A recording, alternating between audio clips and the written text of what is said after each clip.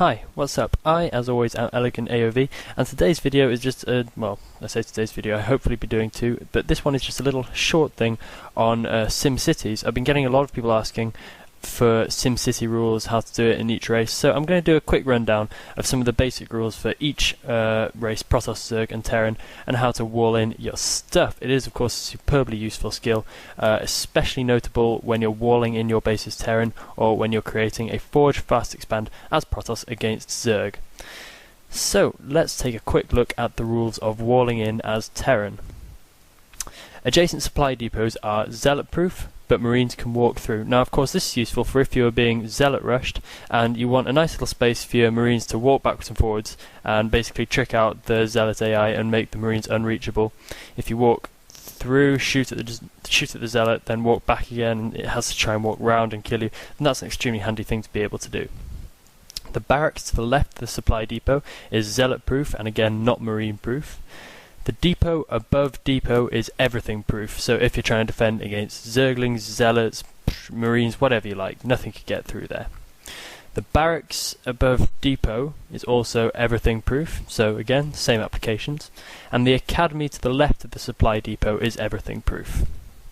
So those are the basic little tricks you need to know when you're playing as Terran and you want to do a wall in. Big thanks to my brother Poetic AOV for that piece of information there. So, onwards to the Zerg wall-ins. This is pretty important in all matchups, but especially most important in Zerg versus Protoss, where you're going to be fighting against Zealot forces, which you can't necessarily take on head-on. So if you do a good wall-in, get a Sunken behind it, a couple of Zerglings to block up any gaps, then you can really defend against a lot with very little.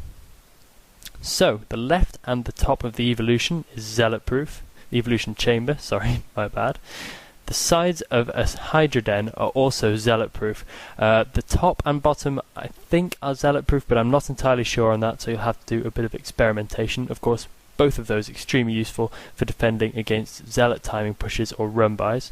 This is a funny little piece of information here. Spires are 100% runby proof, so all the sides are going to block with pretty much whatever you want to block with. But it's very, very important to note that Spires are very weak, so they're not actually that great to use as a general wall-in thing, because if you lose your Spire in ZVZ, PVZ, whatever you're playing, then it can be pretty horrible, and it can really turn the tide of the game against you, so you want to be very careful of that. It is a very weak building. There's no ultimate one wall-in for Zergs. It all depends on what situation you're playing in. They all have pros and cons, so just try and figure it through a little bit yourself. But those are the basic rules for creating a wall-in as Zerg. Big thanks to Megashira AOV for those pieces of information. Now on to the Protoss rules.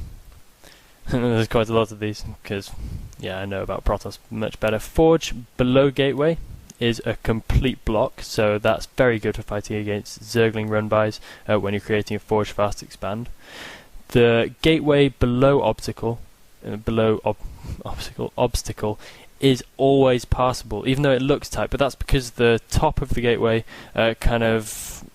it's a perspective thing. It looks like it's blocking off, but actually it's not, so you want to be very careful of that. The forge below any obstacle is usually impossible to get through. The gateway above an obstacle is usually impossible to get through. The gateway to the left of an obstacle is usually impossible to get through. Forge is a better general blocker than gateway because it's more likely to block on whichever side you're going on. Pylons are rubbish. They block with nothing except minerals, but this can be pretty handy if you're creating your wall in the early game and you want to leave a space for zealots and stuff to get through. Then that can be pretty convenient, but make sure you don't leave too many spaces. Pylons block with nothing except with minerals. Also worth noting is that gazers without an assimilator will also form complete blocks with pylons. Yeah, with pylons, forges, other things which forge complete blocks. But once you've built the assimilator, they will not forge complete blocks, so that's very important to note as well. So there you have it. That's a very quick rundown of wall-in mechanics for each of the races, Terran, Zerg and Protoss. I hope this has been helpful, and I should be coming out with another video later today on various little bits and bobs around the Vulture unit, which should be very interesting, and I hope you watch that. Thanks for watching.